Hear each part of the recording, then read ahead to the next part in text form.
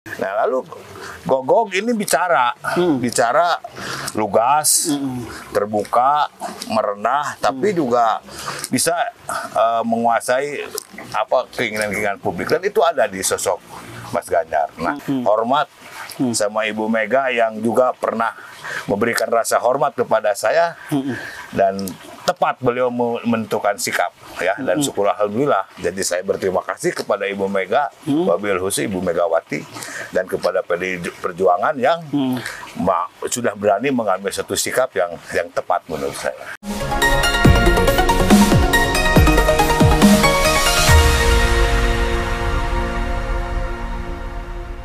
Sampurasun, Rampes, ya. Bincang tipis-tipis kembali menjumpai Anda bersama saya Erman Tale Daulay di channel Tale Trias Info. Di channel ini berbagai isu terkini yang menjadi perhatian publik dan narasumber yang kita hadirkan untuk membahas isu tersebut akan kita iris-iris menjadi tipis-tipis.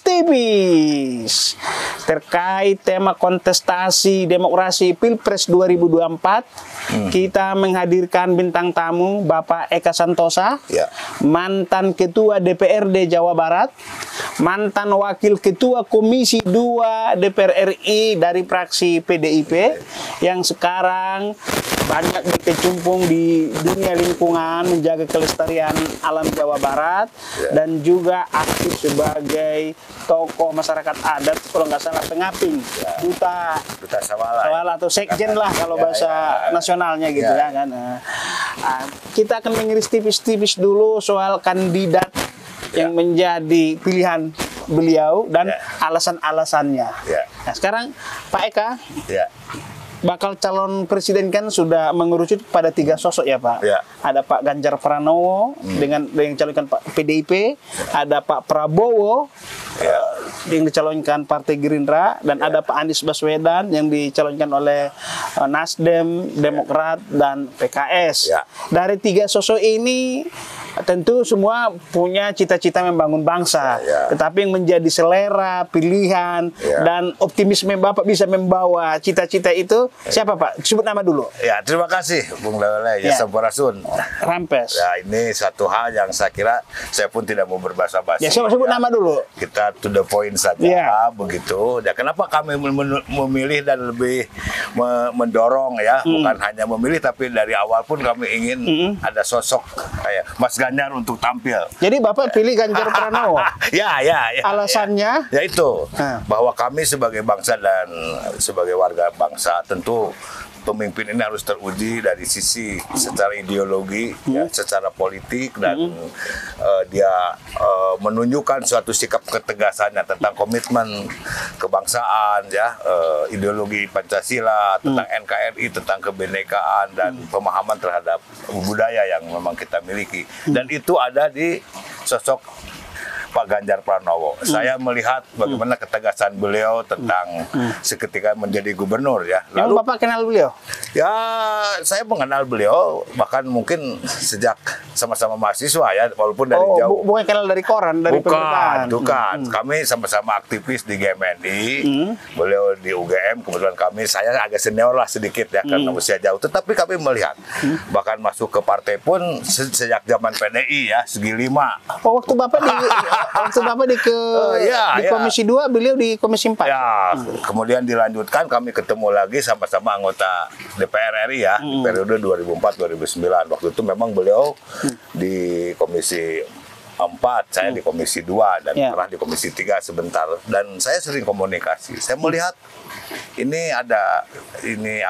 kawan kami ini memiliki sebuah karakter yang elegan lah ya, yang komunikasinya bagus, menyapa semua kawan, lalu kemudian pemikirannya. Dan saya mengenal beliau juga aktif di PDI Perjuangan sebelum menjadi PDI Perjuangan, tapi masih PDI ya, di badan apa ya. Waktu itu saya di Litbang Jawa Barat, jadi dari jauh kami melihat. Nah, dan kesahabatan itu tetap berlanjut. Nah, dalam konteks ini, Pak Herman, sesuai dengan pertanyaan, kami optimis ya, bahwa Jawa Barat untuk Pak Ganjar, Mas Ganjar untuk Indonesia begitu. Nah, kenapa? Nah, kita lihat ada beberapa permintaan atau tuntutan kultur ya. Kenapa saya optimis untuk Mas Ganjar di Jawa Barat? Karena beliau cukup memenuhi apa yang menjadi harapan dan pakem-pakem yang dimiliki oleh orang Jawa Barat yang mayoritas orang Sunda, walaupun bukan Sunda semua ya. Tetapi secara keseluruhan sosok Mas Ganjar ini memenuhi kriteria itu. Misalnya orang Sunda bilang ada istilah kalau pemimpin itu harus hade gogog, hade tagog. Maksudnya? Ya, tagog ini penampilan ya. Kan beliau penampilan walaupun rambutnya putih sama dengan saya gitu. Tetapi dia apa adanya dan dia rapi begitu. Walaupun bukan mewah tapi necis dan itu memenuhi. Kalau pemimpin Jawa Barat kayak Mang Ihin, kayak Pak Yogi begitu kan gagah-gagah ya, Pak Ali Sadikin. Itu yang disukai ya. Nah, lalu Gogog ini bicara lugas, terbuka, merendah, tapi juga bisa menguasai apa keinginan-keinginan publik, dan itu ada di sosok Mas Ganjar. Nah, lalu ada yang lebih penting lagi, istilah orang Sunda kalau pemimpin itu kudu masagi. Artinya harus paripurna. Ada istilah Sunda masagi, ya harus nyakola, nyantri, nyuna, nyantika. Ya, apa itu? Kalau ya dari sisi kriteria itu Mas Ganjar memenuhi loh. Ya. Nyantri, kita udah tahu, apalagi istrinya kan sudah tidak terbantahkan bahwa ini tokoh tokoh NU ya. Sama dengan istri saya juga tokoh dari Cipasung.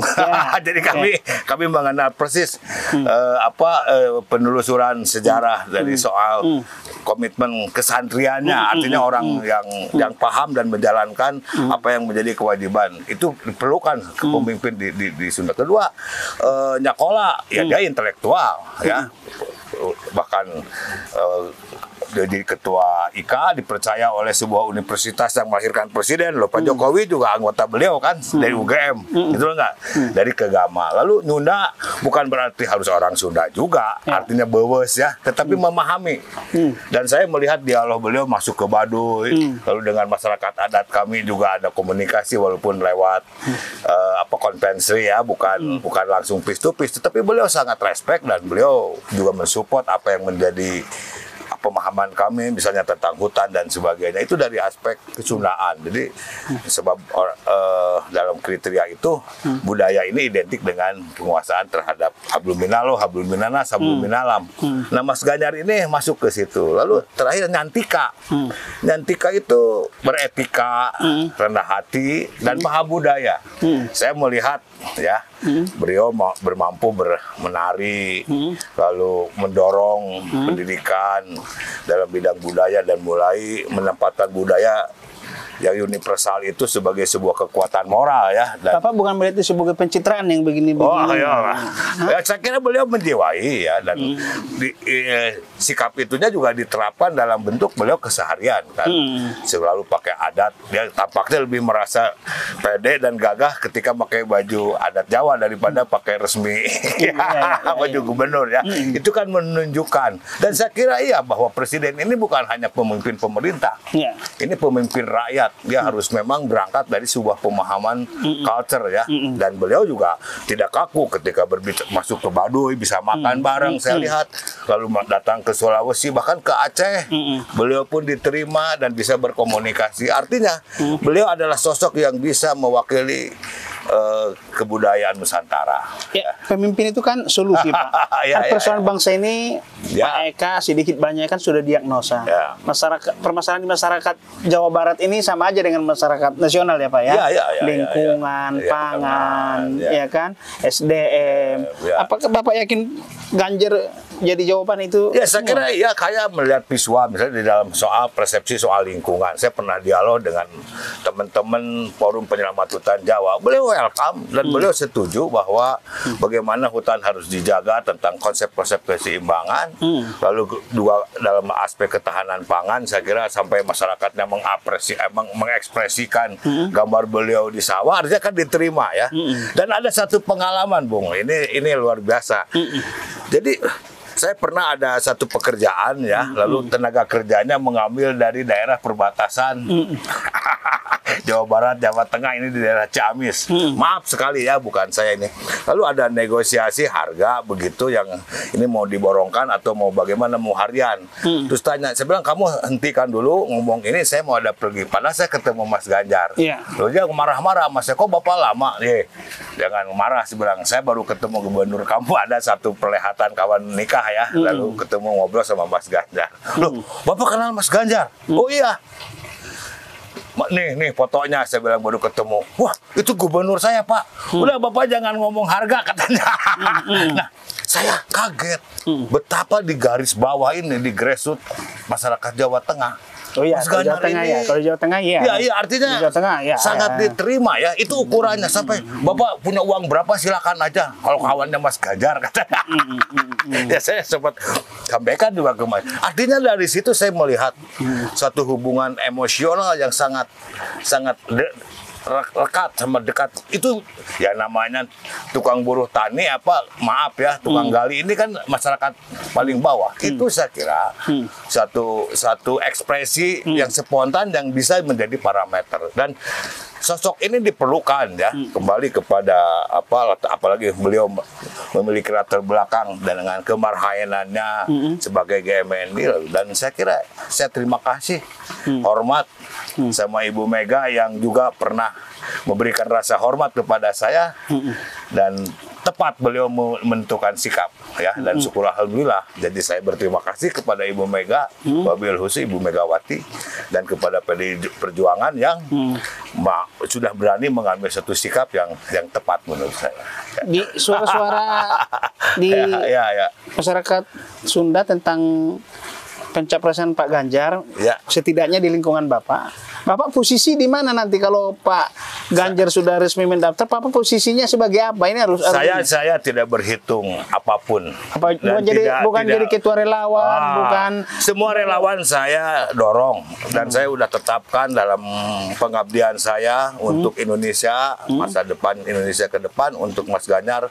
Tempat saya ini ya, Mas Doy, memang sudah menjadi tempat tujuan berdiskusi, melahirkan beberapa pemimpin, dan ini rumah besarnya Mas Ganjar. Jadi ini kawasan Alam Santosa ini, masyarakat adat sini akan dijadikan juga pusat ini. Ya, pergerakan moral untuk melahirkan pemimpin bangsa yang teruji secara ideologi, secara politik, dan memahami budaya dan lingkungan. Itu poinnya ya. Tapi kan kritik ke Pak Ganjar juga selama Gubernur Jawa Tengah juga Bapak tidak bisa menyampingkan itu juga ya. Ada juga kritik soal wadas, ada kritik soal banjir juga, macam-macam juga gitu. Ya, saya tahu beliau kan tidak memiliki otoritas full, kan ada juga kebijakan yang mungkin datang dari tongoh lah, istilah kami, dari atas, yang beliau tapi cara menyelesaikan, dan ketika cek dan saya bawa teman-teman yang di forum penyelamat hutan Jawa dan berdialog, saya kira beliau sepaham, dan kita perlu mempertahankan keseimbangan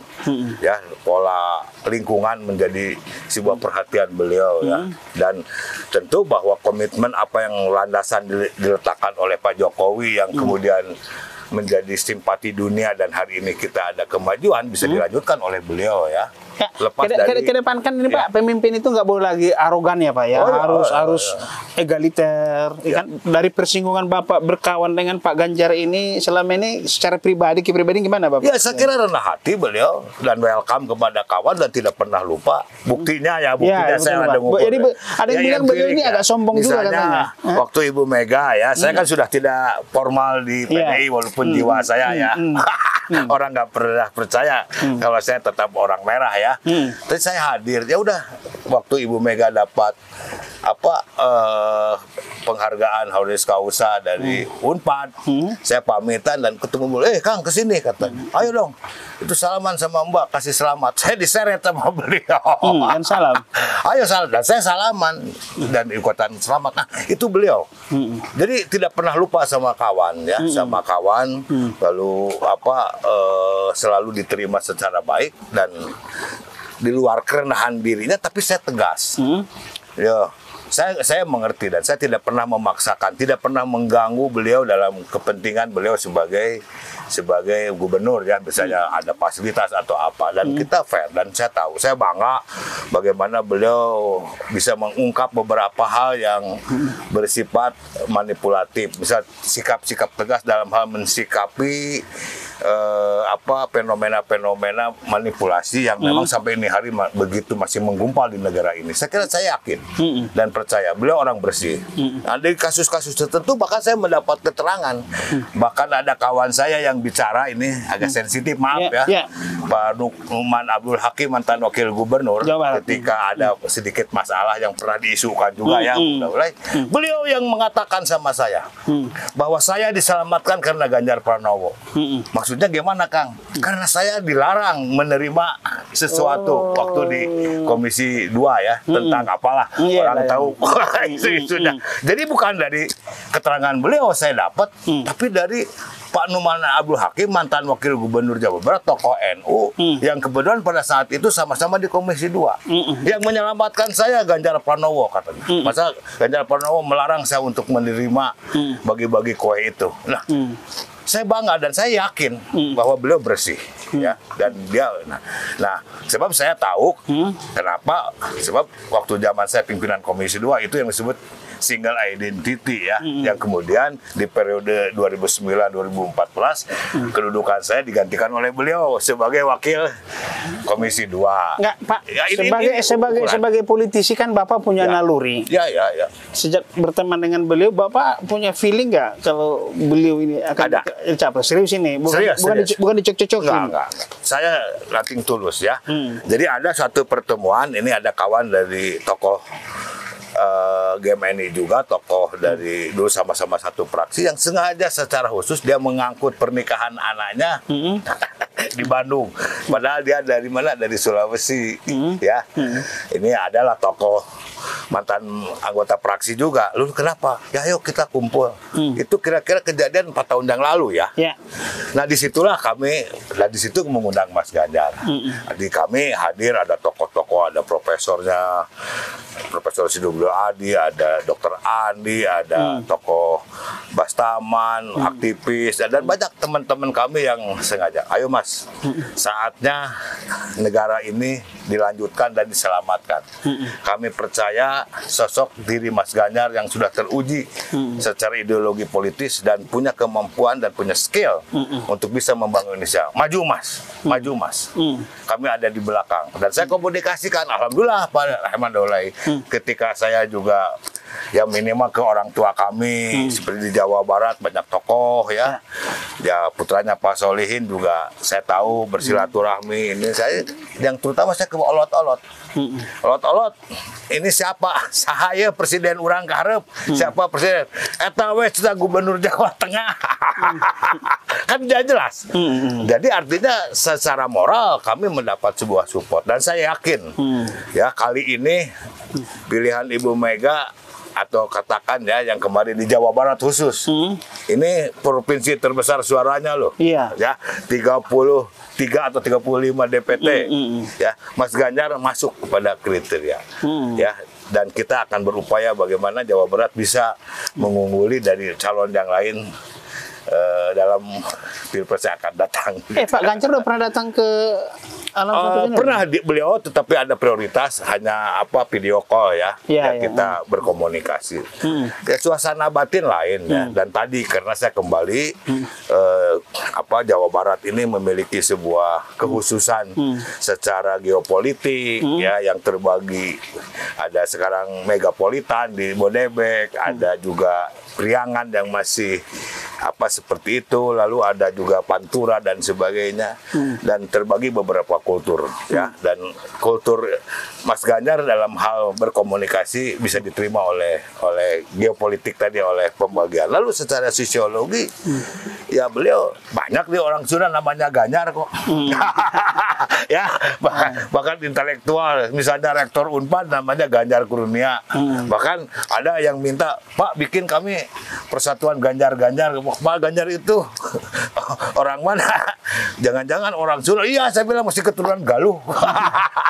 Ini kan Pak, situasi nasional ini kan berkelindan dengan masalah internasional kejadian di Rusia, Ukraina, semua persoalan bangsa ini juga memang apa kapasitas Pak Ganjar bisa mengatasi? Ya, dia terdidik secara terutama dari basic ideologi ya, bahwa bukan hanya tahu hafal istilah orang sudah hafal cangkem, tetapi penjiwaan yang pasti dalam preambul Undang-Undang Dasar 45 ya, bagaimana seorang kepala negara atau kita menempatkan diri dalam sebuah pergaulan dunia, dan tentu beliau memiliki visi itu dan sudah final, dan dia sejak dia menjadi aktivis jadi mahasiswa ya, tentang bahwa kita ikut perdamaian dunia, kemudian bahwa tujuan kita adalah untuk kemakmuran yang berdasar kepada ketuhanan yang Maha Esa dan seterusnya.